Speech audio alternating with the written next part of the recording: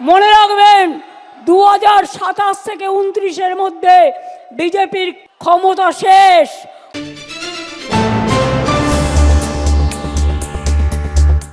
বছর ঘুরলেই রাজ্যে বিধানসভা ভোট, আর সেই ভোটের জন্য মমতা বন্দ্যোপাধ্যায় ও তার দল যে প্রস্তুত তা বৃহস্পতিবার নেতাজি ইন্ডোর স্টেডিয়াম থেকে বুঝিয়ে দিলেন তৃণমূল সুপ্রিমো।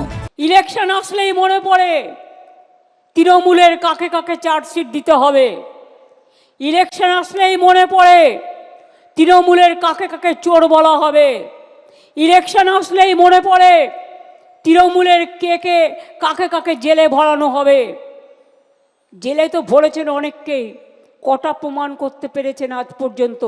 লজ্জা করে না? আরজিকর কেসের আজ পর্যন্ত সমাধান করতে পারেননি। কেসের পর কেস চলছে, কোন মুখে কথা বলেন আপনারা? আজকে দিল্লিতে হারিয়েছে কি করে? ওরা ধরতে পারেনি, ওরা বাংলাতেও শুরু করেছে। বাংলায় আমরা ধরব এবং যোগ্য জবাব দেব। মাথায় রাখবেন, এটা challenge, it's a challenge. Will you accept that challenge? পেছনে যারা আছেন, গ্যালারিতে যারা আছেন, চারিদিকে আমার বাঁদিকে ডান দিকে লড়বেন, জবাব দেবেন। মনে রাখবেন 2027 থেকে 29-এর মধ্যে বিজেপির ক্ষমতা শেষ। নেতাজি ইন্ডোরের মহাসমাবেশ থেকে সবাইকে নিয়ে আগামী নির্বাচনে দল লড়তে চায় তাও জানিয়ে দেন তিনি। দলের রাজ তার হাতেই আছে, সেটা যেমন স্পষ্ট করলেন, সেই সঙ্গে অভিষেককে সঙ্গে নিয়েই তিনি চলতে চান তাও বুঝিয়ে দিলেন তৃণমূল নেত্রী। মমতা অভিষেক সম্পর্ক নিয়ে জল্পনা শুধু বিরোধী পক্ষে আছে তা কিন্তু নয়, তৃণমূল নেতৃত্বের একাংশ এই বিষয় নিয়ে বেশ ভালোই আগ্রহী ছিলেন। তবে সেই জল্পনায় জল ঢেলে অভিষেকের সঙ্গে গলা মিলিয়েই তৃণমূল নেত্রীও বললেন 215 সিট তাদের চাই চাই। কিন্তু লড়াইটা নিজের কাঁধে তুলে নিয়ে 214 থেকে একটা আসন হলেও আমাদের বাড়াতে হবে। অভিষেক যেটা বলেছে অ্যাকচুয়ালি কারেক্ট, আমি ওইটাই মেন করতে চেয়েছি। আমি সবটা বলি না, ওরা যেটা বলতে পারে আমি সেটা বলতে পারি না, কিন্তু আমি বলেছি 2/3 মেজরিটি তো থাকবেই, তার বেশি আপনাকে নিয়ে আসতে হবে। বিজেপির জামানত জব্দ করতে হবে। আর ওই 215 যেটা বলেছে, এখন আমাদের কাছে 220-21 আছে, বিজেপির থেকেও অনেকে জয়েন করেছে। আমরা 215 পার করব, তারপরে কোনো কথা, তার থেকে বেশি হবে তো কম হবে না।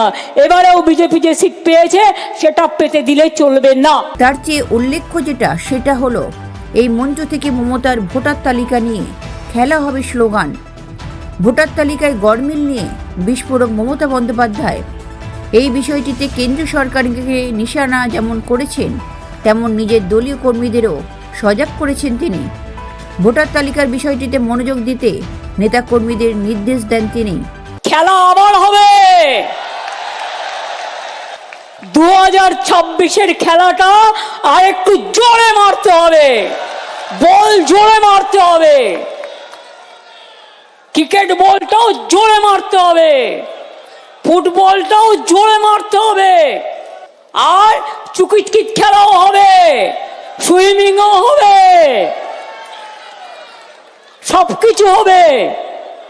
প্রথম কাজ হচ্ছে নাম্বার 1 ভোটার লিস্ট। এটা বুথের কর্মীদের করতে হবে। জেলা সভাপতিরা ইমিডিয়েট দায়িত্ব নিয়ে বুথের কর্মীদের নামান। মঞ্চ থেকে বিজেপি তথা কেন্দ্রীয় সরকারকে একহাত নেন তিনি। বিজেপিকে গৈরিক কমরেড বলে উল্লেখ করে ছুটি বিতর্ক সহ বিভিন্ন বিষয়ে তোপ দাগেন তৃণমূল নেত্রী।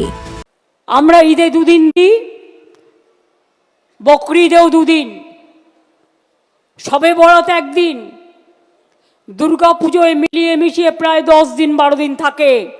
কই গৌরিক কমরেড? একবারও তো জিজ্ঞেস করেন না। সরস্বতী পুজোয় 2 দিন থাকে, ছট পুজোয় 2 দিন ছুটি দিই।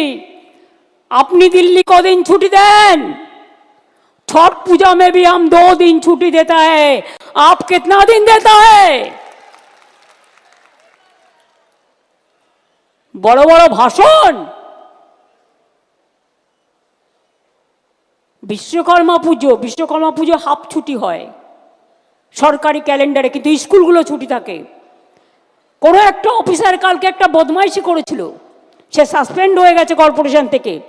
26-এর ভোটে যে মমতা বিরোধীদের 1 ইঞ্চিও জমি ছাড়বেন না তার কথাতেই তা স্পষ্ট। দল একটা, হিংসুটের দল একটা, স্বৈরাচারীর দল একটা, অপপ্রচারের দল একটা, আর তার পাশে দুজন বন্ধু জুটেছে, 3 জন। আমি আগেও বলেছি জগাই মাথায় গদাই, আবার হবে। সাথে আর একটা আছে, সেটা এখন নাইবা বললাম, দেখে নিয়ে বলবো, এত তাড়াতাড়ি বলবো না, না জেনে বলবো না। তাদেরও আশা যদি কিছু পাই, হাঁসটাকে মেরে দিয়ে বাংলাটাকে বিসর্জন দিয়ে, বাংলাটা হচ্ছে হাঁস, সোনার হাঁস, রোজ একটা করে ডিম পাড়ে, সেই গল্পটা, বাংলাটাকে বিসর্জন দিয়ে সোনার হাঁসটাকে একদিনই মেরে দিয়ে তারা ভাবছে আমরা নির্বাচনে জিতব। কিন্তু আমি বলেছি 2/3 মেজরিটি তো থাকবেই, তার বেশি আপনাকে নিয়ে আসতে হবে, বিজেপির জামানত জব্দ করতে হবে। এখন দেখার বিরোধীরা এই আত্মবিশ্বাসী তৃণমূলকে রুখতে কিভাবে সচেষ্ট হন। ব্যুরো রিপোর্ট, লটারি সংবাদ।